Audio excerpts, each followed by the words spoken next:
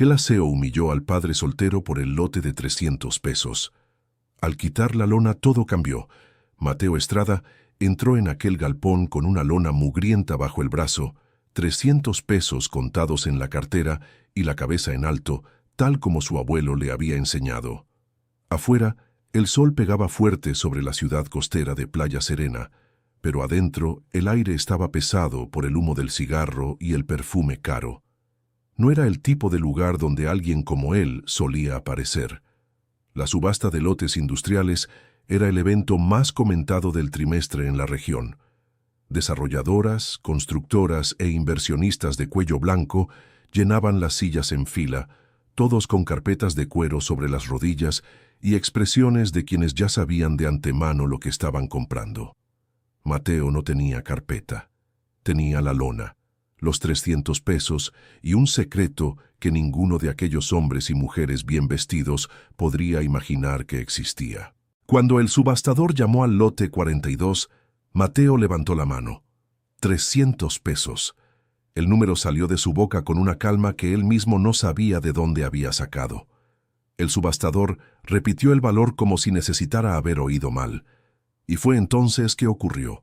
Una mujer de blazer blanco inmaculado, cabello recogido en lo alto de la cabeza, con la precisión de quien nunca tiene un cabello fuera de lugar, se levantó ligeramente de la silla, señaló con el dedo hacia él y soltó una carcajada que cortó el galpón de punta a punta.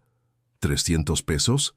Dijo Valeria Villarreal, la voz cargada de escarnio. Con eso no compras ni el polvo que está en el piso de este lugar. La risa que vino después no fue solo de ella. Se extendió por las filas como fuego en paja seca.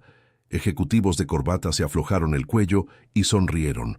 Asesores cuchichearon con los jefes.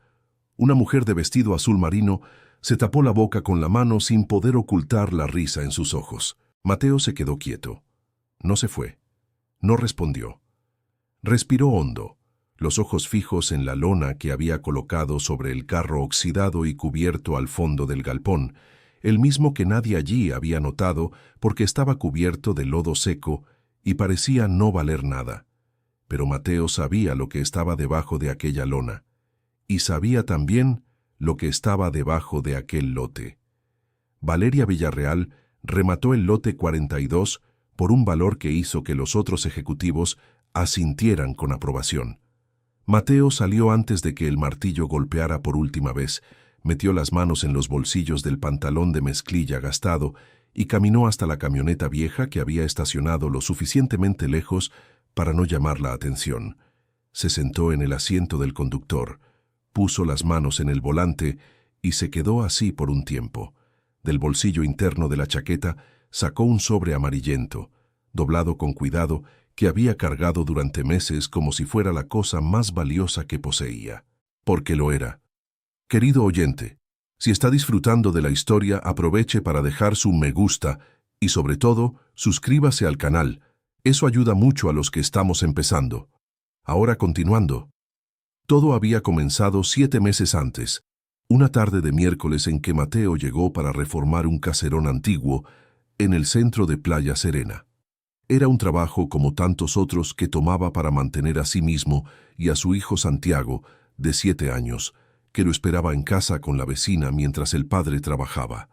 Mateo era carpintero de oficio, uno de los mejores de la ciudad cuando se trataba de muebles de madera maciza, pero la competencia había crecido y los clientes con más dinero preferían comprar estantería de catálogo que encargar una hecha a mano.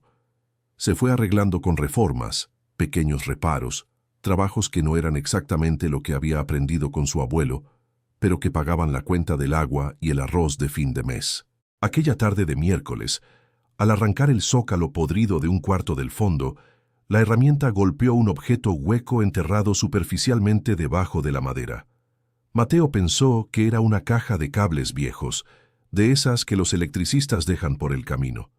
Pero cuando jaló, lo que salió fue una caja de metal oxidada, cerrada con un candado pequeño que se dio ante la primera presión de un desarmador. Dentro había documentos, papeles viejos con la tinta desteñida por el tiempo, algunos con manchas de humedad en los bordes, pero legibles lo suficiente para que Mateo pudiera leer palabra por palabra. Y mientras más leía, mas el corazón le latía fuera de compás. Era un contrato de cesión de uso firmado décadas atrás.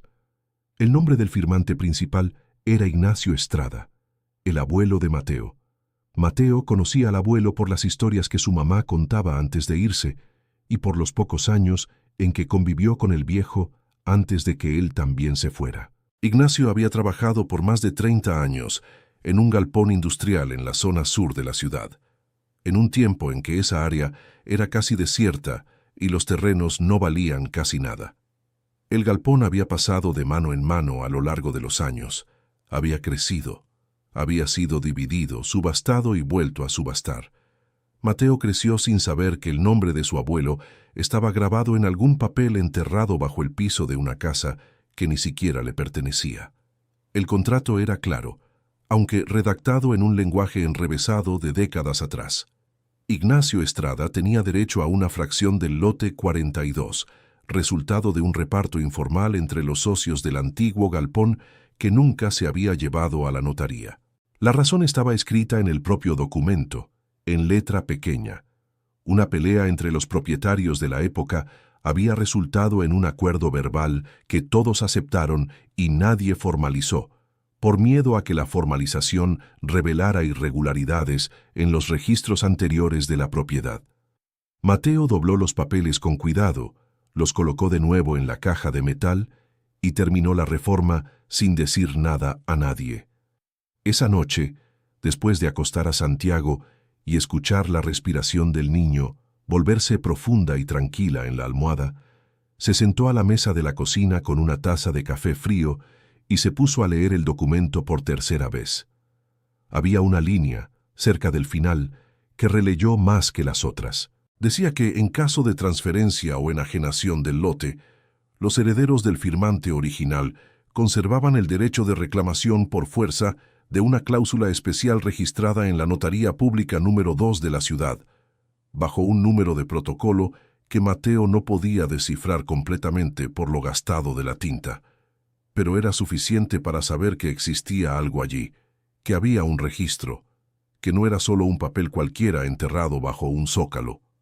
La semana siguiente, antes siquiera de buscar un abogado, Mateo necesitó entender si estaba frente a algo real o ante una ilusión que su cansancio había creado.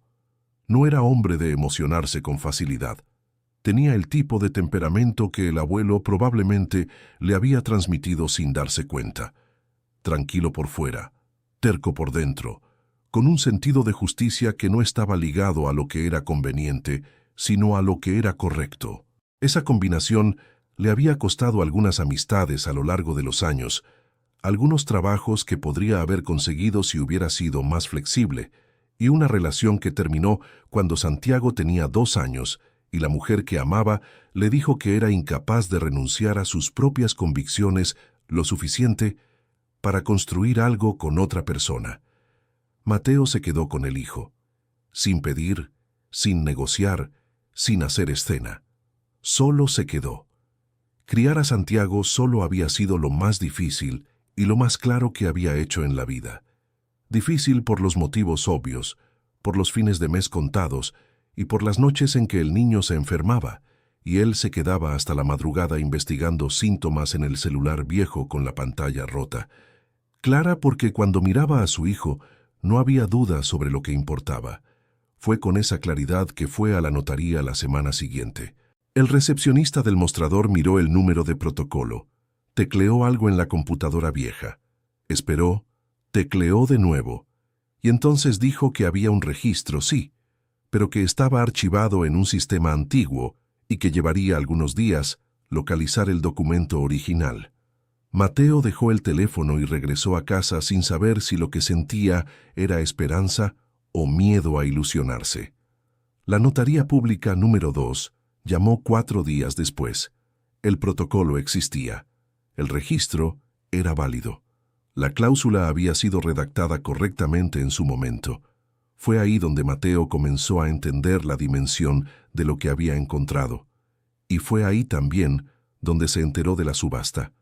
Un cartel pegado en la puerta de la notaría, al lado de un letrero de un licenciado que prestaba servicios al lado, anunciaba la fecha y los lotes disponibles. El 42 estaba en la lista. Tenía menos de 3 semanas. Mateo buscó al licenciado cuyo nombre aparecía en el cartel. El LIC. Ricardo Montiel trabajaba en una oficina pequeña, con muebles sencillos y pilas de expedientes sobre cada superficie plana disponible. Era un hombre de unos 50 y tantos años, con gafas de armazón grueso y el aire de quien ya había visto de todo, y aún así lograba sorprenderse de vez en cuando. Mateo puso los documentos sobre la mesa sin preámbulo. El licenciado leyó. Leyó de nuevo, se levantó las gafas, se frotó los ojos y volvió a leer. «¿Dónde encontraste esto?», preguntó con una voz que no era de escepticismo, sino de algo que Mateo tardó un segundo en identificar como sorpresa contenida. «Debajo del piso de una remodelación», respondió Mateo. «¿Y reconoces la firma? Es de mi abuelo. Tengo una foto de él con esa misma firma en una credencial de trabajo que guardé». El licenciado se quedó en silencio por un momento que pareció largo. Luego se ajustó las gafas y dijo: «Esto tiene validez jurídica, pero necesitas entender lo que tienes enfrente. Impugnar un lote en subasta es complicado. Contra una gran empresa lo es aún más. Va a tomar tiempo, va a costar, y no hay garantía». «Lo sé», dijo Mateo, «pero quieres intentarlo de todas formas». No fue una pregunta. El licenciado había visto la expresión en el rostro de Mateo y reconoció lo que había ahí. Era la terquedad silenciosa de quien carga algo que va más allá del interés propio. «Mi abuelo trabajó 30 años en un lugar que nunca reconoció lo que le debía», dijo Mateo. «No voy a dejar que esto pase de nuevo». El licenciado aceptó el caso sin exigir un adelanto, solo pidiendo que Mateo trajera todo lo que tuviera: fotos, documentos, cualquier cosa que pudiera reforzar el historial. Mateo fue a casa y revolvió una caja de cartón que guardaba en lo alto del armario, detrás de una maleta que no abría desde hacía años. Encontró la credencial de su abuelo, una foto antigua en blanco y negro, donde Ignacio aparecía de pie frente a un galpón con el mismo trazo arquitectónico que el lote 42 aún conservaba en las paredes externas, y una carta escrita a mano que su abuela había guardado sin nunca explicar por qué. La carta era de un socio del antiguo galpón, dirigida a Ignacio. Corta, de pocas líneas. Decía que el acuerdo se había hecho conforme a lo pactado y que el papel firmado era garantía suficiente por ahora. Por ahora. Mateo se quedó mirando esa expresión por un tiempo, como si alguien siempre hubiera sabido que eso podría reclamarse algún día. Esa noche, mientras separaba los documentos para llevarlos al licenciado, Mateo se quedó con la foto de su abuelo en la mano por un rato. Ignacio tenía la misma edad que Mateo tenía ahora cuando esa foto fue tomada, con los brazos cruzados, de pie frente al galpón, con el rostro girado ligeramente hacia un lado como quien está prestando atención a algo fuera del encuadre. Había una expresión en ese rostro que Mateo conocía bien porque había crecido viéndola en el espejo, la expresión de quien no se rinde, pero que ha aprendido que no sirve de nada pelear en voz alta cuando el mundo está decidido a no escuchar. Mateo se había prometido a sí mismo, aquella noche, que la historia del abuelo no iba a terminar en el silencio. El día de la subasta llegó temprano, antes que cualquier otro coche en el estacionamiento, antes que los asesores con las carpetas y los guardias que organizaban las filas de sillas. Caminó por el galpón vacío con la lona bajo el brazo y fue hasta el fondo, donde un coche antiguo cubierto de tierra y lodo había estado parado por años sin que nadie lo considerara lo suficientemente relevante como para retirarlo. Era un Imperial de décadas pasadas, con las curvas anchas y la parrilla frontal inconfundible, ahora enterrado bajo una capa de óxido y restos de hojas secas que habían entrado por las rendijas del techo. Mateo puso la mano sobre la carrocería con cuidado. Debajo de la mugre, la pintura aún guardaba un rasgo del azul original. Había algo ahí que nadie quería ver porque parecía inútil. Colocó la lona sobre el coche y se fue a esperar. El galpón se fue llenando. Los ejecutivos fueron llegando. Valeria Villarreal llegó al último, con la puntualidad calculada de quien sabe que entrar cuando todos ya están acomodados cambia el peso de la presencia. El saco blanco de ella era visible desde cualquier punto de la sala. Se acomodó en la primera fila sin mirar alrededor. Cuando se llamó al lote 42, Mateo levantó la mano. 300 pesos. Y vino la carcajada. Mateo salió de ahí con esa risa aún en el pecho y el sobre del abuelo en el bolsillo, y con la certeza de que lo que estaba a punto de hacer iba a ser mucho más largo y doloroso que una oferta en una subasta. Tenía razón. En los días que siguieron a la subasta, Mateo llevó todo al LIC. Ricardo. El abogado organizó el material sobre la mesa con la atención de un cirujano separando instrumentos y dijo que había trabajo que hacer, pero que había base. La semana siguiente comenzó el levantamiento de los registros notariales. Fue en una de esas búsquedas que el abogado llamó a Mateo con urgencia. «Siéntate aquí», dijo el LIC. Ricardo, sin preámbulo. Mateo se sentó. «Además del contrato de tu abuelo, encontré algo en los registros históricos del lote. La valuación que fundamentó la subasta se hizo con base en un levantamiento de deudas que tiene inconsistencias. El lote 42 fue tasado por debajo del valor de mercado, porque las deudas se calcularon con base en un periodo diferente al que consta en el registro original. Esto abre un segundo frente de cuestionamiento. ¿Qué significa eso en la práctica? Significa que además de reivindicar el derecho histórico de tu abuelo, podemos cuestionar el propio proceso de la subasta. Son dos frentes distintos y juntos crean una presión mucho mayor. Mateo se quedó callado por un momento. Procesó. ¿Eso es bueno o malo? Depende de cómo lo midas. Es más complejo, pero el segundo frente puede ser el que realmente dé la vuelta al juego. El abogado presentó los documentos esa misma semana. Valeria Villarreal fue informada por sus propios abogados de que había una impugnación en curso. La asesoría jurídica de ella levantó el perfil del solicitante y la información llegó a su oficina de forma seca. Era el mismo hombre de los 300 pesos de la subasta. La expresión de Valeria al escuchar eso fue de un desdén tan tranquilo que la asesora que había dado la noticia sintió un malestar que no supo explicar al salir de la sala. Valeria solo dijo que continuaran e instruyó al equipo a presionar el proceso en los puntos técnicos. Había enfrentado cosas más grandes que un carpintero con un papel viejo. Lo que aún no sabía era que el papel no solo era viejo, era válido. Y lo que Mateo aún no sabía era que la presión que estaba a punto de sentir vendría de un lado que no esperaba. Lo que Mateo tampoco sabía, pero que el LIC. Ricardo había comenzado a sospechar al revisar los registros con más cuidado, era que aquel caserón donde él había hecho la remodelación y encontrado la caja de metal no era una dirección al azar. Había una conexión entre el antiguo propietario del caserón y uno de los socios del galpón de la época del abuelo Ignacio. Una conexión que el licenciado tendría que investigar con calma, pero que, si se confirmaba, explicaría por qué el contrato había terminado allí, escondido debajo de un zócalo, en lugar de ser destruido o registrado adecuadamente. Mateo había encontrado ese documento no por suerte, sino porque la vida a veces guarda las cosas donde menos las esperamos hasta que alguien con las manos adecuadas aparece para desenterrarlas.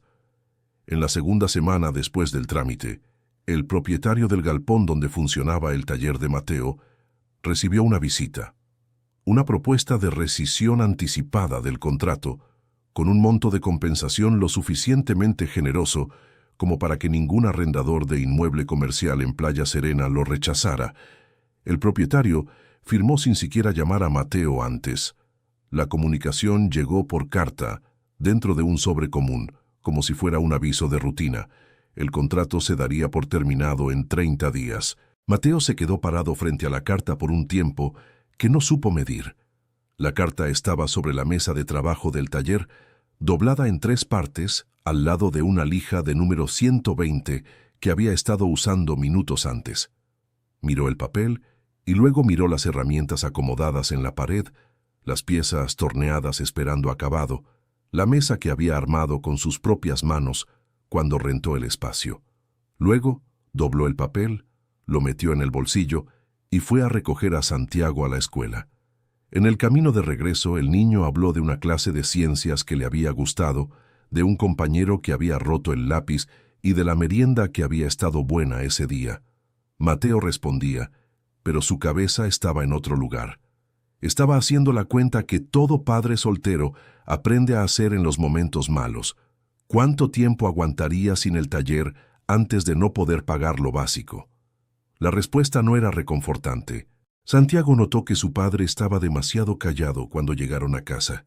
Se sentó a su lado en la mesa con su cuaderno, fingiendo hacer la tarea, pero vigilándolo. Mateo conocía esa estrategia. El niño había desarrollado el hábito de estar cerca en los momentos en que su padre estaba pesado, sin preguntar directamente, solo quedándose. Era lo mismo que Mateo hacía de niño, sentado en la mesa de trabajo del abuelo mientras Ignacio trabajaba sin decir nada más que lo esencial. «Hay un problema con el taller», dijo Mateo sin esperar la pregunta. «¿Qué tipo de problema?» «Voy a tener que cambiarme de lugar». Santiago dejó de fingir que hacía la tarea y miró a su padre. «¿Y las herramientas del abuelo Ignacio caben en el lugar nuevo?» Mateo sintió algo apretarse en el pecho. Las herramientas del abuelo. Había guardado un juego de cepillos y formones que Ignacio usaba. Herramientas de mango de madera, gastado por la mano de un hombre que trabajó toda la vida y nunca vio el fruto de lo que había sembrado. Santiago las conocía porque de vez en cuando Mateo dejaba que el niño las sostuviera, explicándole para qué servía cada una. «Caben», dijo Mateo, «siempre caben». Pero la realidad era que todavía no sabía dónde iba a montar el taller nuevo. Tenía 30 días y casi ningún margen financiero para rentar otro espacio, especialmente porque los honorarios del licenciado, aunque sin anticipo, iban a llegar tarde o temprano. La solución vino de la vecina. Doña Socorro era una señora de 70 y tantos años que había adoptado a Mateo y a Santiago con la naturalidad tranquila de quien no pide nada a cambio y no se explica por ello. Viuda desde hacía más de 10 años, con los hijos todos criados y repartidos por diferentes ciudades, había encontrado en ellos dos una compañía que llenaba las tardes largas sin necesidad de llamarla soledad. Tocaba la puerta a veces solo para dejar un pote de dulce. Se quedaba con Santiago cuando el padre necesitaba trabajar hasta tarde. Preguntaba cómo iba el proceso con el tono discreto de quien quiere saber, pero no quiere parecer entrometida. Cuando supo de la pérdida del taller, apareció temprano en la mañana con una taza de café y una mirada que no admitía discusión. «Tengo un traspatio aquí que no uso para nada», dijo ella. «Se puede montar una mesa de trabajo, queda cubierto de la lluvia, y yo me doy por satisfecha si me arreglas esas gavetas de la cocina que llevan 3 meses atoradas». Mateo se había reído. Era la primera vez que reía de verdad en semanas. Y había algo en esa risa que notó después, cuando ya estaba acostado esperando que llegara el sueño. Era el tipo de ligereza que no proviene de un problema resuelto, sino de sentir que no está completamente solo frente a él. Montó la mesa de trabajo en el fondo del traspatio de la vecina con la ayuda de madera que había sobrado de obras anteriores. No era el taller. No tenía la mesa barnizada ni las herramientas organizadas en las filas correctas, pero era un lugar donde podía trabajar con las manos. Y cuando las manos estaban ocupadas, la cabeza se quedaba más tranquila. A Santiago le gustaba ir al traspatio de Doña Socorro por las tardes, después de la escuela. Se sentaba en un banquito de madera que su padre le había hecho en el antiguo taller y había traído consigo, observando las herramientas y haciendo preguntas que a veces Mateo no sabía responder de inmediato. Una tarde, el niño encontró la caja de herramientas del abuelo que Mateo había traído junto con el resto del material y se quedó mirando los cepillos antiguos con una atención que el padre notó de reojo. «¿El abuelo Ignacio usaba estos?», preguntó Santiago. «Todos», dijo Mateo sin dejar lo que estaba haciendo. «¿Y por qué no los usas siempre?». «Son para trabajos específicos, para madera que necesita cuidado especial». Santiago tomó un cepillo pequeño con cuidado. Sintió el peso en la mano. «Parece pesado». Era del tamaño de la mano del abuelo, mano grande, de quien trabajó desde niño. El niño lo devolvió con el mismo cuidado con que lo había tomado. Se quedó un rato en silencio y entonces dijo, sin mirar a su padre: «Papá, ¿vas a conseguir lo que es del abuelo?». Mateo detuvo lo que estaba haciendo. Se quedó de espaldas a su hijo por un segundo, reorganizando lo que sentía antes de voltearse. «Estoy intentándolo», dijo. «Pero, ¿vas a conseguirlo?». Mateo fue hasta el banquito donde su hijo estaba sentado y se agachó hasta quedar a su misma altura. «¿Sabes lo que el abuelo Ignacio me enseñó sin habérmelo enseñado nunca directamente?». Santiago negó con la cabeza. «Que el trabajo honesto tiene peso. Y el peso no desaparece, incluso cuando nadie lo ve. En algún momento siempre alguien lo ve». Santiago se quedó pensando en eso por un momento. «Entonces vas a conseguirlo», dijo, como si la lógica fuera simple y evidente. Mateo puso la mano en la cabeza de su hijo sin decir nada más. Después volvió a la mesa de trabajo y se quedó laborando hasta que la luz del día se fue lentamente. El LIC. Ricardo encontró al testigo por un camino que ni él había esperado. Al revisar los registros de la Notaría Pública número 2 con más detalle, en busca de cualquier elemento que conectara a los socios del galpón con la dirección del inmueble donde Mateo había hecho la remodelación, el abogado localizó un libro de registros antiguos donde constaban los nombres de los testigos del contrato de Ignacio. Había 2 nombres. Uno pertenecía a un hombre que había partido años antes. El otro era de una mujer, Guadalupe Salgado. «¿Ella aún puede estar viva?», preguntó Mateo cuando el abogado le dio la noticia. «Tendría unos 80 y tantos años. Es posible. Mandé verificar la dirección. La espera durante los 3 días siguientes fue la parte más difícil hasta entonces. Mateo fue a trabajar todos los días al traspatio de Doña Socorro. Aceptó 2 trabajos nuevos que habían llegado por recomendación de clientes antiguos y no habló del proceso con nadie más que con el abogado. Había aprendido desde pequeño que contar esperanzas antes de tiempo las debilitaba, no por superstición, sino porque la expectativa de otras personas pesaba de una manera diferente a la propia. Cuando la dirección de Guadalupe llegó, era de una calle a 2 colonias de distancia. Mateo fue una tarde de sábado, con Santiago a su lado porque no tenía con quién dejar al niño. Tocó el portón de una casa sencilla con jardín al frente, rosales mal podados recargados en la reja, y esperó. La mujer que abrió el portón tenía más de 80 años, el cabello completamente blanco recogido detrás de la cabeza, los ojos aún vivos y despiertos detrás de un rostro lleno de historia. Miró a Mateo con la cautela de quien abre la puerta a un extraño, luego miró a Santiago con una expresión que se suavizó un poco y preguntó qué querían. Mateo dijo el nombre del abuelo. Guadalupe Salgado se quedó inmóvil por un segundo. Entonces abrió el portón más amplio. «Pase», dijo. La sala pequeña de la casa de Guadalupe estaba llena de cosas que contaban la historia de una vida larga. Santos de loza en los estantes, fotografías en marcos de varias épocas, un televisor antiguo en la esquina que transmitía una telenovela con el volumen bajo. Había un olor a hierbabuena y a café que Mateo asociaría para siempre con esa tarde. Guadalupe sirvió café sin preguntar si querían y puso una galleta de almidón cerca de Santiago sin ceremonia. El niño la tomó sin necesidad de permiso. «Ignacio Estrada», dijo Guadalupe, despacio, como si el nombre fuera algo físico que necesitara sostener con cuidado. «¿Hace cuánto que no escucho ese nombre?». «¿Usted lo conocía bien?», preguntó Mateo. «Lo conocía. Trabajaba cerca del galpón en aquella época. Mi esposo tenía una bodega en la calle de abajo. Nos conocíamos de vernos todos los días». Ella se detuvo, los ojos yéndose a algún lugar que no estaba en la sala. Su abuelo era un hombre bueno, callado, trabajaba mucho y se quejaba poco. Tipo de persona que uno respeta porque no pide que lo respeten. ¿Usted recuerda el contrato que firmó como testigo? Guadalupe no respondió de inmediato. Se levantó de la silla con la lentitud de quien cuida sus propios huesos, fue a un cuarto y tardó algunos minutos. Mateo esperó sin presionar. Santiago terminó la galleta y se quedó mirando los santos en el estante con la curiosidad silenciosa que tenía cuando estaba en un lugar diferente. Guadalupe volvió con una cajita de madera que necesitaba una llave que ella guardaba en el bolsillo del delantal. La abrió con calma, de quien no tiene prisa. Dentro había papeles, fotografías, un rosario de cuentas pequeñas y color miel. Ella revolvió despacio hasta encontrar lo que buscaba.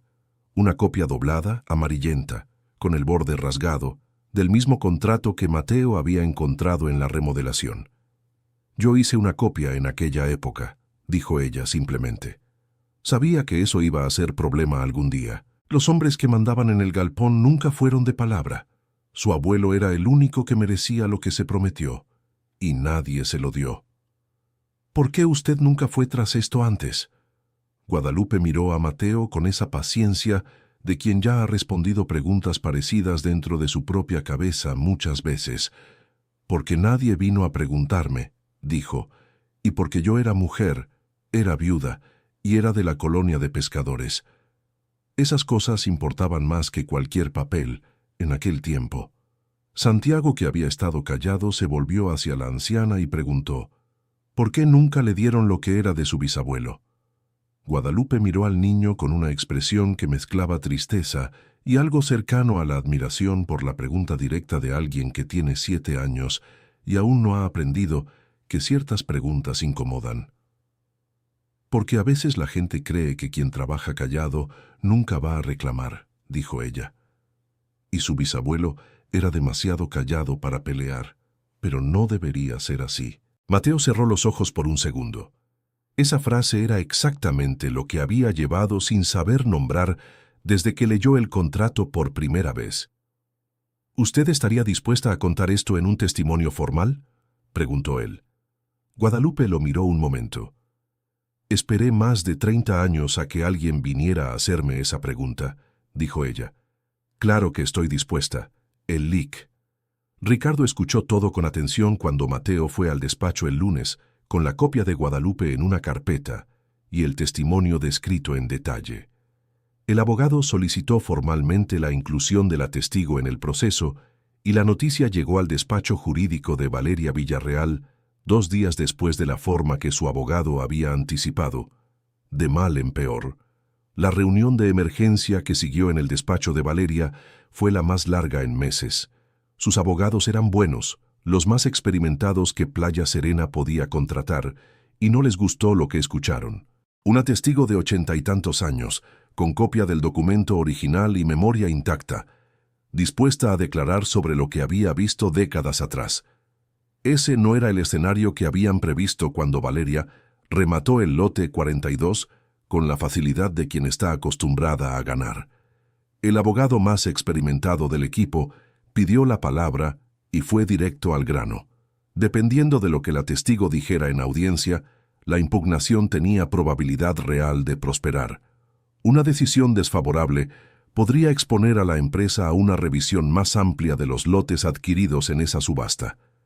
Eso habría un riesgo que iba más allá del proceso en curso. Había algo más que presentó con cuidado. El perito designado por el tribunal para la inspección técnica del lote era alguien conocido por no ceder a presión de ninguna naturaleza. En los días anteriores, había llegado al conocimiento del equipo que un contacto indirecto había intentado, por iniciativa propia y sin autorización de Valeria, acelerar una evaluación que favoreciera a la empresa. El abogado necesitaba saber si Valeria había autorizado eso.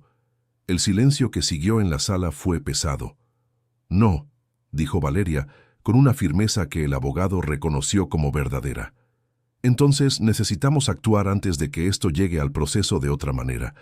Pero ya era tarde. El perito, al percibir el intento de influencia, había registrado formalmente el acercamiento y comunicado al tribunal. Cuando la jueza recibió el informe, el tono del proceso cambió por completo.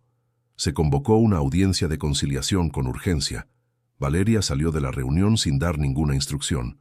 Fue a la ventana del despacho que daba al puerto de Playa Serena y se quedó mirando los barcos amarrados el tiempo que necesitó para ordenar lo que estaba sintiendo. Ella había construido cada cosa que tenía desde cero. Había crecido en la colonia de pescadores, hija de una madre que trabajaba en 3 empleos y llegaba a casa con los pies hinchados y la sonrisa cansada de quien no iba a rendirse. Había estudiado con beca, dormido poco, rechazado ayuda cuando ayuda significaba deuda. La empresa que dirigía era hija de 2 décadas de decisiones que nadie más quería tomar, de riesgos que los otros evaluaban y devolvían, de una convicción central que rara vez ponía en palabras. La debilidad era peligro, y ceder era hundirse. Pero había una diferencia entre ceder y reconocer. Todavía no tenía claridad sobre dónde estaba esa línea.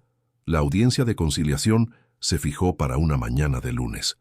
Mateo no tenía con quién dejar a Santiago a esa hora, y el niño fue junto. El LIC. Ricardo había dicho que no había problema, que la sala de espera del juzgado era adecuada. Mateo llegó con la camisa más limpia que tenía, planchada con cuidado la noche anterior. El sobre del abuelo estaba en el bolsillo, como siempre, pero esa mañana había sacado el contrato y la foto de Ignacio y mirado los 2 documentos por un rato a la luz del amanecer antes de que Santiago despertara. Lo había vuelto a poner todo en el sobre con la sensación de quien lleva algo sagrado a un lugar que va a decidir su peso.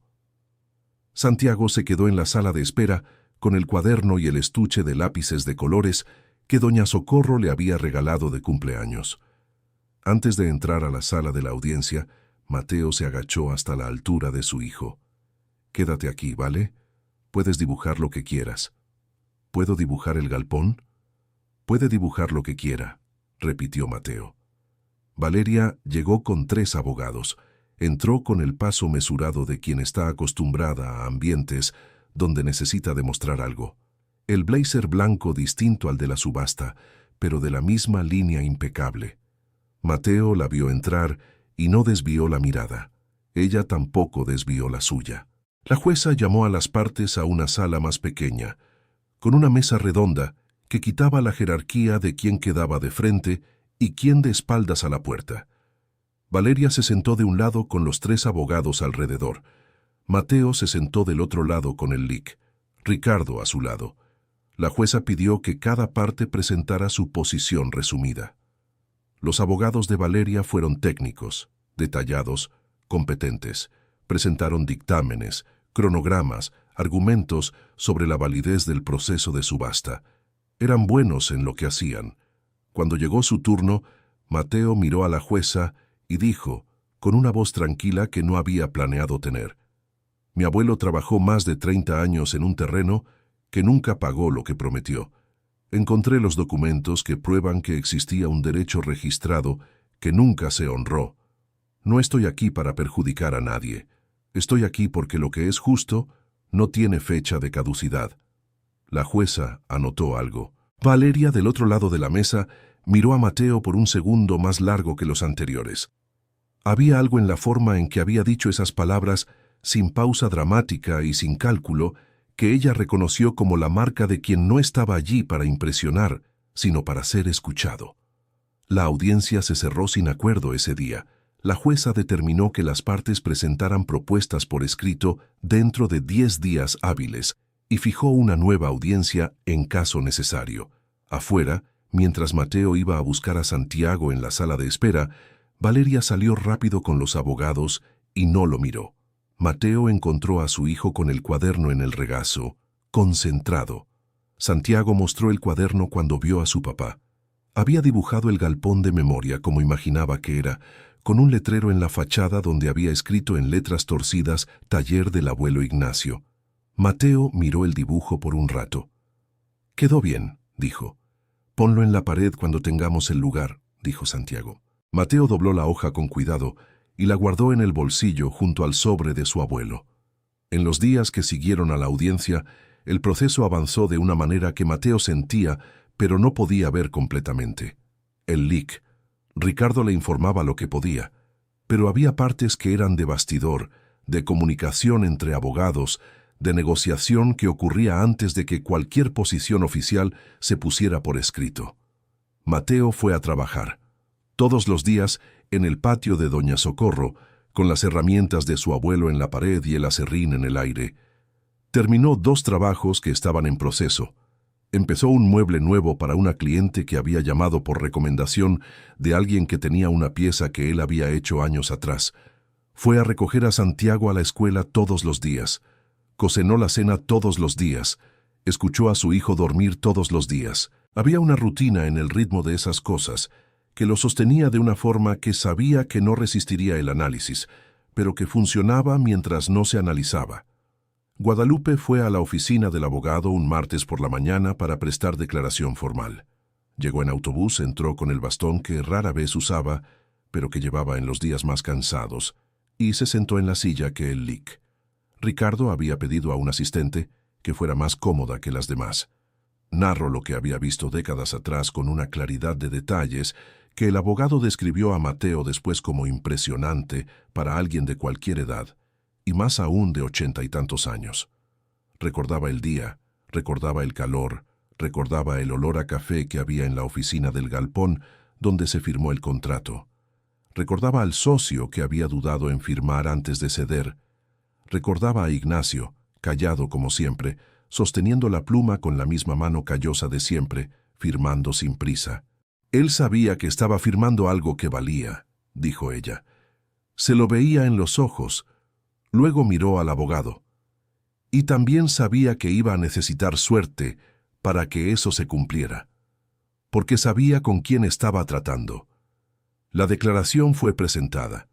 La jueza la recibió y agendó la segunda audiencia para la semana siguiente. Esa misma semana ocurrió algo que ninguno de los dos había planeado.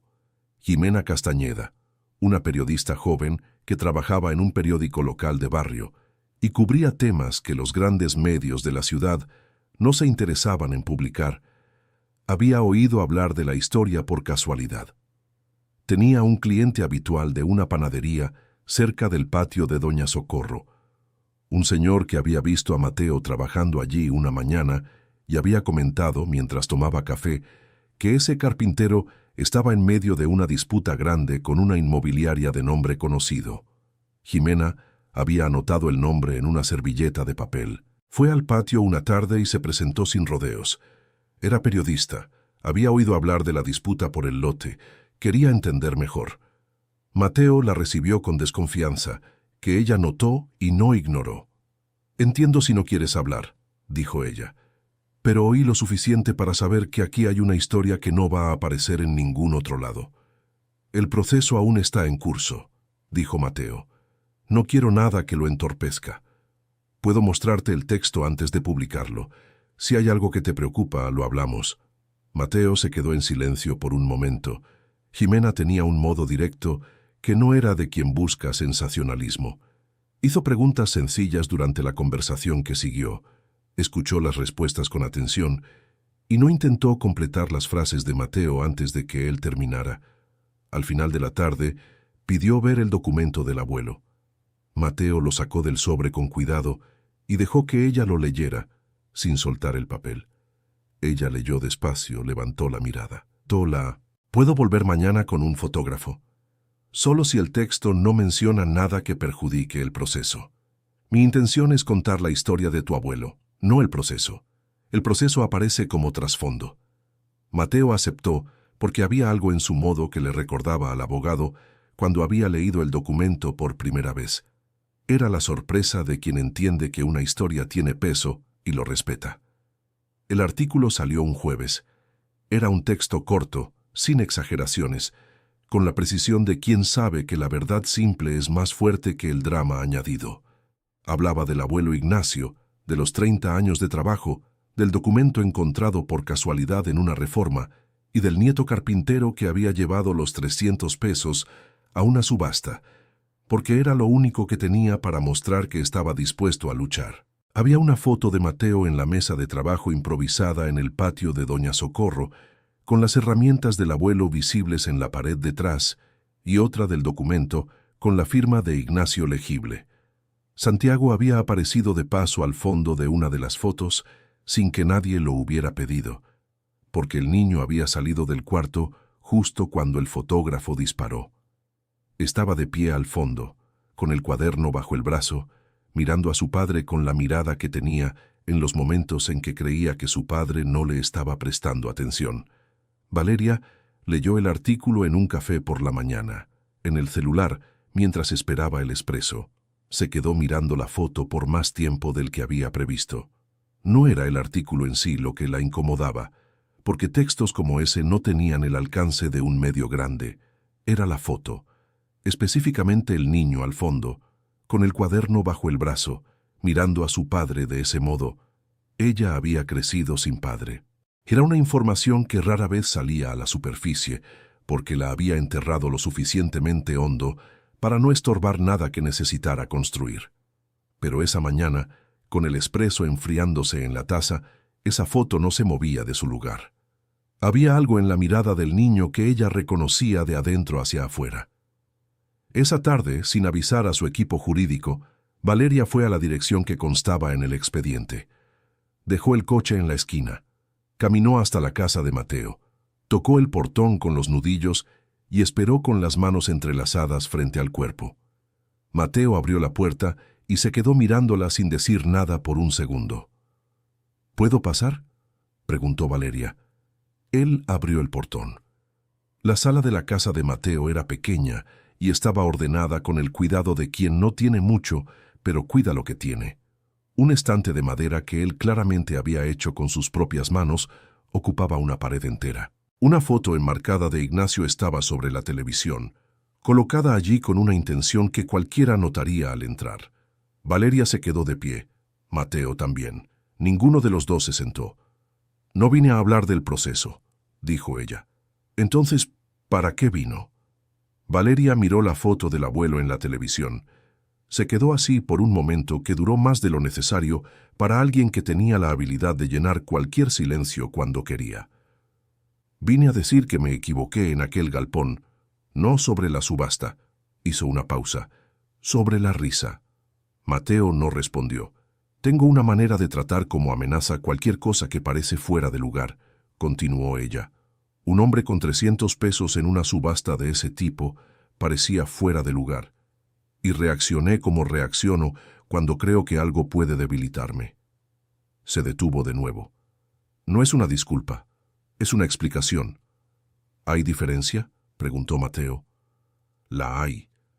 La disculpa intenta borrar. La explicación intenta ser honesta». En ese momento, Santiago apareció en la puerta del cuarto, en pijama, con el cabello despeinado por haber dormido en el sofá mientras esperaba a que su padre regresara de un trabajo. Miró a la mujer desconocida en la sala, con ojos soñolientos, y dijo, «¿Eres del periódico?». Valeria miró al niño. «No», dijo, «soy de la otra historia». Santiago aceptó la respuesta como si tuviera todo el sentido y fue a la cocina por agua. Valeria siguió al niño con la mirada hasta que desapareció y luego miró a Mateo de nuevo. «Mis abogados se pondrán en contacto con el LIC Montiel para programar una reunión», dijo ella. «Sin presión de plazos, sin estrategia, para conversar». Mateo se quedó en silencio por un momento que ella no intentó llenar. «¿Por qué ahora?», preguntó él. «Porque necesitaba ver con mis propios ojos lo que estaba al otro lado de este proceso». Ella miró el estante de madera, luego la foto del abuelo. «Y porque estoy segura de que su abuelo merecía lo que está escrito en ese documento». Se fue sin dar la mano, sin dejar tarjeta, sin más palabras además de esas. Mateo se quedó parado en medio de la sala por un tiempo después de que el portón se cerró. Santiago volvió de la cocina con el vaso de agua, se sentó en el sofá y miró a su padre. ¿Quién era ella? «Una persona que cambió de opinión», dijo Mateo. Santiago pensó en eso mientras bebía el agua. ¿Es bueno cuando las personas cambian de opinión? A veces es lo que más importa, dijo el padre. Mateo fue a la ventana y se quedó mirando la calle.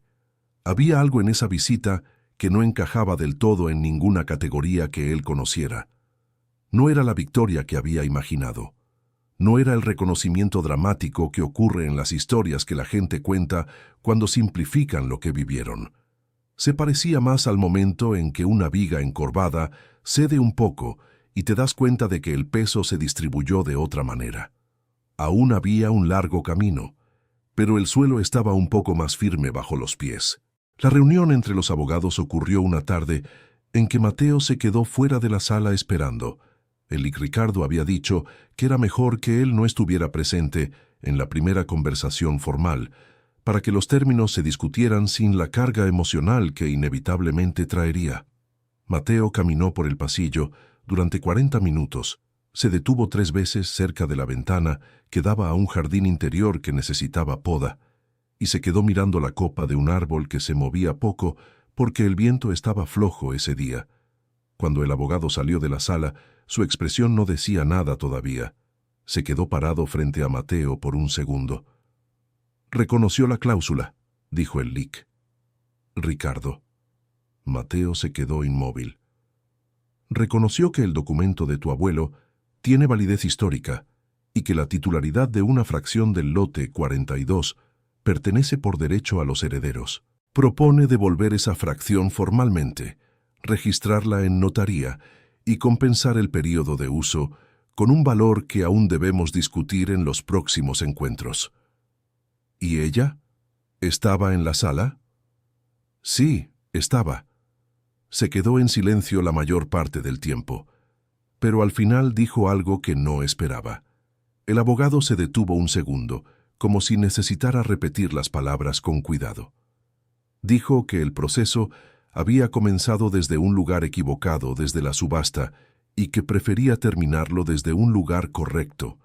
Mateo necesitó apoyarse en la pared. No era la victoria en el sentido que había imaginado cuando llevó los 300 pesos al galpón. No hubo martillo golpeando ni marcador volteándose de forma dramática. Era una mesa, documentos y 2 personas que habían mirado el mismo punto y llegado a la misma conclusión por caminos completamente diferentes. Las negociaciones formales duraron 2 semanas más. Hubo momentos en que pareció que se iba a trabar. Cuando los abogados de Valeria intentaron reducir el valor de la compensación a un número que el Lic Ricardo consideró insuficiente y rechazó con firmeza. Hubo una tarde de estancamiento que Mateo supo por el silencio del abogado, y no por las palabras que había sido difícil. Hubo una reunión a la que Mateo fue llamado para estar presente. Se sentó a la misma mesa que Valeria por primera vez desde la audiencia en el juzgado. No se miraron mucho, pero cuando el Liquindo Ricardo presentó la contrapropuesta con los números ajustados y las condiciones específicas sobre el registro notarial y el reconocimiento formal del derecho histórico de Ignacio, Mateo vio el momento exacto en que Valeria decidió. Fue un asentimiento de cabeza casi imperceptible, pero era real. El valor final de la compensación no hizo rico a Mateo. No era ese el punto, y él lo sabía desde el principio. Desde la primera noche que se había quedado con el contrato en la mano, en la mesa de la cocina. Era suficiente para que pudiera encontrar un espacio propio para el taller. Suficiente para que Santiago pudiera terminar el año escolar sin más cambios. Y había algo más en el acuerdo que el Lic. Ricardo había insistido en incluir desde el principio algo que para Mateo valía más que cualquier número: el reconocimiento formal, registrado en notaría, del derecho histórico de Ignacio Estrada a ese lote. Una línea en un documento legal, pero para Mateo, la más importante que se había escrito en todo aquello. El día que fue a la notaría a firmar los documentos finales, el Lic Ricardo apareció con algo que no había avisado que traería: una copia plastificada del contrato original del abuelo, enmarcada en un marco de madera simple que el propio abogado había encargado a una tienda cerca del despacho. «Pareció justo», dijo el Lic Ricardo, con un encogimiento de hombros que intentaba parecer casual y no lo conseguía del todo. Mateo miró el rostro del abuelo impreso en la foto que se había anexado como prueba histórica al proceso, que el abogado había incluido junto al documento en el marco. Ignacio Estrada de frente al galpón, con los brazos cruzados, con la expresión de quien trabajó toda la vida y no esperaba agradecimiento. Mateo colocó el marco bajo el brazo y fue a recoger a Santiago a la escuela. En el camino de regreso, pasaron frente al lote 42. Santiago reconoció el lugar porque había pasado por allí otras veces con su papá. Se detuvo naturalmente, como si el paso hubiera decidido por sí mismo. «¿Es este?», preguntó. «Es este». El niño se quedó mirando por un rato. El galpón tenía la fachada marcada por el tiempo, las ventanas altas dejando entrar luz en franjas que cortaban el interior oscuro. Había un silencio en ese lugar que parecía guardado, como si supiera que había sido escenario de más de lo que los ojos podían ver. ¿Y el carro que estaba debajo de la lona?, preguntó Santiago. Mateo había pensado en eso. El Imperial había sido descubierto por los técnicos de Valeria durante la pericia, y ella había mandado investigar el origen con cuidado. El carro había pertenecido al socio original del galpón, el que había hecho el acuerdo con Ignacio décadas atrás. El hombre había salido de la ciudad de forma repentina en un periodo conturbado y nunca más había vuelto. El carro se había quedado atrás y el galpón simplemente había crecido a su alrededor a lo largo de los años, como un secreto que nadie quería recordar que guardaba. El Imperial había sido removido durante la pericia y estaba bajo análisis para determinar a quién pertenecía legalmente. Era una historia más enterrada debajo de esa lona y sería resuelta por otras manos. «El carro va para quien es de derecho», dijo Mateo. «Igual que el resto». Santiago asintió con la cabeza como si eso fuera una respuesta completa. Luego se quedó un momento más mirando el galpón. «Un día voy a tener un taller más grande que este lote», dijo el niño con la seriedad de quien no está haciendo una promesa vacía, sino comunicando un plan. Mateo rió. Era una risa real, del tipo que sale sin avisar. «Empieza aprendiendo a afilar el cepillo», dijo. «¿El del abuelo Ignacio?» «El del abuelo Ignacio». El taller nuevo era más pequeño que el que Mateo había perdido, pero quedaba en una calle de fácil acceso y tenía una ventana grande que dejaba entrar la luz de la tarde, que era exactamente lo que un buen trabajo de carpintería necesita. Se pasó un fin de semana entero armando el espacio con Santiago al lado, el niño cargando herramientas con seriedad y pidiendo para atornillar algo cada 5 minutos. Doña Socorro fue a visitar cuando estuvo listo. Dio la vuelta por el espacio despacio, examinó la organización de las herramientas en la pared, se detuvo frente a la foto enmarcada del abuelo que Mateo había colgado en el centro. «Quedó bien así», dijo ella, con la voz de quien evalúa y aprueba. No había más palabras que esas, pero no necesitaba haberlas. Guadalupe Salgado fue a visitar una tarde de sábado. Llegó en autobús porque no aceptaba aventón de extraños. Entró al taller con esa calma de quien no tiene prisa y se quedó parada frente a la foto de Ignacio por un tiempo que Mateo respetó sin interrumpir. «Honraste su nombre», dijo ella, simplemente. Mateo no respondió con palabras. No era necesario. Santiago se pasó la tarde allí, sentado en el banquito que el padre había construido especialmente para el taller nuevo, un poco más alto que el del patio de Doña Socorro, porque el niño había crecido a lo largo de esos meses tensos. Se quedó dibujando en el cuaderno con atención, mientras el olor de barniz y aserrín iba apoderándose del lugar. «Papá», dijo Santiago sin levantar los ojos del cuaderno, «dime, ¿tú crees que el abuelo Ignacio sabía que ibas a hacer esto?» Mateo detuvo lo que estaba haciendo. «No creo que lo supiera, no tenía manera de saberlo». «¿Pero crees que le hubiera gustado?» Mateo miró la foto en la pared. El rostro del abuelo, los brazos cruzados, la expresión seria de quien trabajaba y no esperaba nada a cambio porque así había aprendido a ser. «Creo que diría que no era para tanto», dijo Mateo. Santiago levantó los ojos del cuaderno y sonrió. Era el tipo de sonrisa que dice que entendió exactamente lo que se estaba diciendo. «Igual que tú», dijo el niño. Mateo se quedó un momento mirando a su hijo. Había una continuidad en esa observación que no supo responder de inmediato, así que no respondió.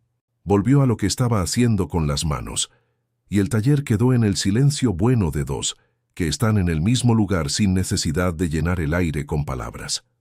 Querido oyente, si estás disfrutando la historia, aprovecha para dejar tu like y sobre todo suscríbete al canal, eso ayuda mucho a los que estamos empezando. Ahora continuando. Semanas después, un sábado por la tarde en que Mateo estaba cerrando el taller, un auto se detuvo en la banqueta de enfrente. Valeria Villarreal bajó sola, sin blazer esta vez, con camiseta sencilla y pantalón oscuro, con una expresión diferente a todas las que él le había visto hasta entonces. Mateo se quedó en la puerta esperando. Ella miró la fachada del taller, la ventana de luz que aún estaba abierta, y luego lo miró a él. «Vine a ver cómo quedó», dijo. Él abrió la puerta y la dejó entrar. Ella caminó despacio por el espacio. Se detuvo frente a la mesa de trabajo, pasó los dedos por la madera con el cuidado de quien mide la calidad de algo que respeta, y luego levantó la mirada hacia la foto en la pared. «¿Quién es?», preguntó, aunque ya lo sabía. «Mi abuelo». Valeria se quedó mirando el rostro de Ignacio por un tiempo más largo del que una visita de cortesía exigiría. «Tiene una manera de mirar a la cámara», dijo ella, despacio. Como quien espera, pero sin ansiedad, con paciencia. Así era él. Mi mamá siempre decía que parecía saber que las cosas iban a tardar, pero que llegarían. Valeria se quedó en silencio por un momento. Luego se volvió hacia Mateo. «Nunca me presenté bien», dijo. «En la subasta, en la audiencia, en las juntas, siempre fui Valeria Villarreal, la directora ejecutiva, la parte contraria». Hizo una pausa que no era de duda, sino de cuidado. «Me llamo Valeria. Crecí aquí, en Playa Serena, en la colonia de pescadores, y pasé la vida entera tratando de probar que era de otro lugar». Mateo se quedó en silencio un momento. «Yo me llamo Mateo», dijo, «y pasé la vida entera tratando de probar que tenía derecho a estar donde estaba». Valeria lo miró por un instante y entonces, por primera vez desde que él la había visto en ese galpón, sonrió de una manera que no tenía nada de calculada. Era una sonrisa de quien reconoce algo en un espejo que no esperaba encontrar. «Son historias parecidas», dijo ella. «Lo son», dijo él. «Solo los caminos fueron diferentes». Santiago apareció en la puerta del baño con el cabello mojado. Se había lavado las manos antes de dejar que su padre cerrara el taller y vio a los dos de pie en medio del espacio. Miró a Valeria, reconoció el rostro de cuando ella había ido a la casa y dijo con naturalidad: «Volviste». «Volví», dijo Valeria. «¿Quieres ver el dibujo del taller que hice? Aquí papá todavía no ha puesto el letrero». Valeria miró al niño por un segundo con esa atención que pocas personas les dan a los niños pequeños, la de quien está escuchando de verdad. Luego dijo que quería verlo. Santiago fue por su cuaderno y se lo extendió con la naturalidad de quien no duda de que lo que muestra merece atención. Ella miró el dibujo por un tiempo real, con una atención que no era de cortesía. «Pusiste un letrero en la fachada», dijo. «Taller Ignacio», dijo Santiago. «Pero mi papá todavía no lo ha puesto de verdad. Creo que está esperando el momento adecuado». Valeria devolvió el cuaderno a Santiago y se quedó mirando la foto del abuelo una vez más. «Pon el letrero», dijo, dirigiéndose a Mateo. Él trabajó lo suficiente para tener su nombre en la puerta. Mateo se quedó en silencio por un momento. Luego asintió con la cabeza una sola vez. La semana siguiente, un letrero de madera maciza, trabajada con las herramientas del abuelo, fue instalado en la fachada del taller. «Letras talladas a mano», del tipo que ya no se hacen porque lleva tiempo y paciencia, que el mundo acelerado suele no querer dar. Taller Ignacio. Mateo trabajó en el letrero durante 3 noches seguidas después de que Santiago dormía, con el cepillo pequeño del abuelo que el niño había sostenido aquel día en el patio de Doña Socorro. Había algo en ese trabajo que era diferente de cualquier otro que hubiera hecho. La sensación de que cada pasada de la herramienta sobre la madera era una conversación que no había tenido con el viejo mientras él aún estaba. Cuando terminó, se quedó mirando el letrero apoyado en la mesa de trabajo por un rato. Las letras tenían una irregularidad que era de la mano, no de la máquina, y era exactamente por eso que eran perfectas para lo que necesitaban decir. El día que instaló el letrero en la fachada, Santiago estaba a su lado. El niño miró el nombre del bisabuelo grabado en la madera con esa atención que tenía cuando algo parecía importante, más allá de lo que veía. «Ahora está bien», dijo. Mateo puso la mano en el hombro de su hijo y se quedó viendo el letrero por un rato sin decir nada. Adentro, las herramientas de Ignacio estaban en la pared, organizadas como un carpintero cuida las cosas que heredó y piensa pasar adelante. La foto estaba en el mismo lugar. El contrato plastificado estaba en el cajón de la mesa de trabajo, guardado con la carta que la abuela había conservado por décadas sin explicar por qué. Y el lote 42 existía al otro lado de la ciudad, con la fracción que pertenecía a la familia de Ignacio, ahora registrada en la notaría, a nombre de Mateo Estrada, hijo de quien nunca había esperado reconocimiento y nieto de quien había trabajado toda la vida, mereciendo más de lo que recibió. No había forma de saber qué vendría después.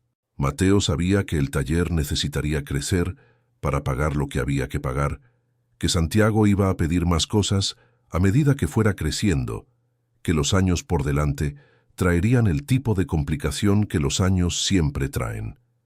Pero había algo que tampoco había desaparecido, la sensación de que el peso estaba en el lugar correcto, que las cuentas estaban claras entre lo que se había prometido y lo que se había entregado, que el nombre de Ignacio ya no era solo una historia que él cargaba, era un letrero en una calle de Playa Serena, era una firma en un documento notarial, era un niño de 7 años que sostenía un cepillo antiguo con el cuidado de quien sabe que eso tiene historia, y que algún día iba a entender el alcance de lo que había presenciado en ese tiempo, sin que nadie necesitara explicarlo con palabras.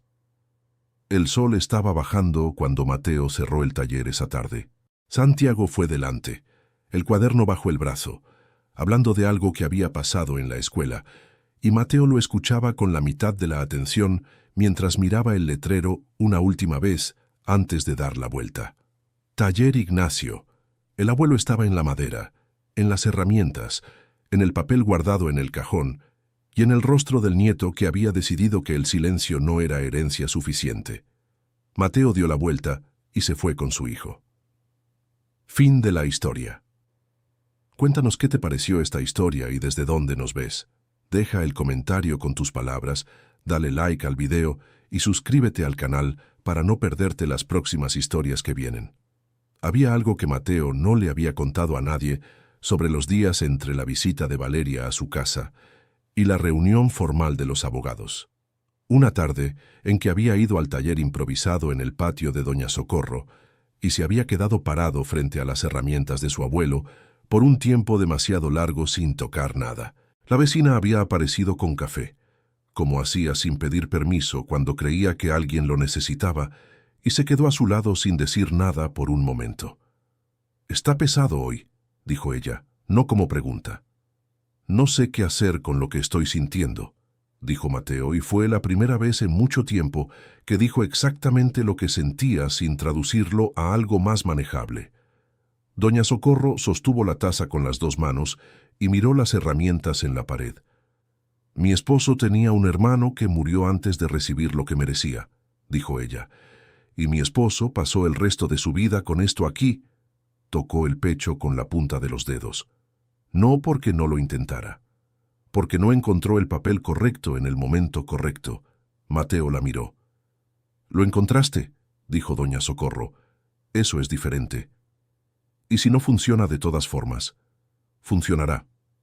Lo dijo con la tranquilidad de quien no está prometiendo un resultado, sino afirmando algo que está más allá del resultado, porque lo intentaste de la manera correcta, y eso lo reconocería tu abuelo, aunque nadie más lo hiciera. Mateo se quedó en silencio un rato, luego tomó el café. Esa conversación se le había quedado grabada. Había días en que volvía a ella sin querer, especialmente en los momentos de más presión, cuando la tentación de rendirse no venía del desánimo, sino del agotamiento. Había una diferencia entre ambos que había aprendido a reconocer. El desánimo decía que no valía la pena, el agotamiento decía que costaba demasiado. Y cuando era el agotamiento el que hablaba, era la voz de Doña Socorro la que respondía. Lo que también se le había quedado, de una forma distinta, era algo que Guadalupe había dicho la segunda vez que se vieron, cuando ella había ido al taller después de que la negociación se cerró. Ella había mirado las herramientas del abuelo y dicho: «Su abuelo me contó una vez que tenía miedo de que su hijo no quisiera aprender el oficio, de que el hijo se fuera a la ciudad grande tras otra cosa y dejara que lo que él sabía hacer muriera con él. Mateo se quedó callado. «El hijo se fue», dijo. «Lo sé». «Pero el nieto no se fue», dijo Guadalupe, mirando las herramientas. «Y el bisnieto parece que tampoco se irá». Lo había dicho con una sonrisa pequeña de quien tiene 80 años y ha aprendido que la vida a veces resuelve las cosas de una manera que ningún plan podría prever. Mateo lo pensó después, a solas. Pensó que su abuelo había tenido miedo de algo que sí ocurrió. El hijo se fue, pero había dejado una caja de herramientas, y alguien las había guardado, y un día, debajo de un rodapié de una casa que no le pertenecía, un nieto había encontrado lo que el abuelo había dejado de verdad. Santiago había escuchado la historia de Guadalupe esa tarde porque había llegado temprano de la escuela y Mateo lo había dejado quedarse. El niño se sentó en el banquito con toda su atención, sin mover el cuaderno, lo que era señal de que algo lo había atrapado de verdad. Después de que Guadalupe se fue, Santiago se quedó en silencio un rato, que Mateo respetó. «Papá», dijo el niño finalmente, «dime». «Yo no me voy a ir». Mateo se detuvo. «¿Qué quieres decir con eso?» «Igual que el hijo del abuelo Ignacio. Yo no me voy a ir. Me voy a quedar y aprender lo que tú sabes». Mateo miró a su hijo por un momento. Santiago tenía 7 años y no podía haber entendido completamente el peso de lo que estaba diciendo. Pero había algo en la forma en que lo dijo, con los ojos puestos en su padre, que era más que palabras de niño. Era una declaración que había hecho con lo poco que tenía para hacer declaraciones. Toda su atención. «Puedes irte a donde quieras cuando crezcas», dijo Mateo. «No tienes que prometer nada ahora». «Lo sé», dijo Santiago, «pero no lo estoy prometiendo porque tenga que hacerlo. Lo digo porque es lo que quiero». Mateo fue hasta el banquito y se puso en cuclillas frente a su hijo. «Tienes 7 años». 7 y medio, corrigió Santiago. Mateo se rió. El niño sonrió también. Y se quedaron los dos allí por un momento, en ese taller que aún se estaba construyendo, con las herramientas del abuelo en la pared y el nombre del bisabuelo esperando a ser puesto en la puerta. Había una línea que conectaba al abuelo que no había visto el fruto de lo que sembró, con el nieto que había ido a buscar lo que era suyo por derecho. Y de este al bisnieto que, con 7 años y medio y un cuaderno de dibujos, había decidido que quería formar parte de esa línea. Mateo no tenía palabras para lo que eso era, así que no intentó encontrarlas. Se puso de pie, puso la mano en la cabeza de su hijo y volvió a lo que estaba haciendo con las manos. Y fue así, en ese taller de ventana ancha y herramientas de madera antigua, que la historia de Ignacio Estrada encontró su punto final. No con grandes palabras, no con un gesto dramático, con un letrero tallado a mano, un niño de 7 años y medio que no pretendía ir a ningún lado, y un padre que había aprendido que lo justo no tiene fecha de caducidad. El sol entró por la ventana amplia en la tarde de la inauguración y dio directo en la foto del abuelo, iluminando el rostro de Ignacio con una claridad que hacía parecer que el viejo estaba prestando atención a lo que sucedía en ese cuarto. Mateo miró la foto por un segundo y luego volvió los ojos hacia su hijo, hacia doña Socorro, hacia la puerta abierta que dejaba entrar el olor de la calle mezclado con aserrín y barniz. Era un lugar pequeño. Era el comienzo de algo que aún no sabía el tamaño que iba a tener. Era suficiente.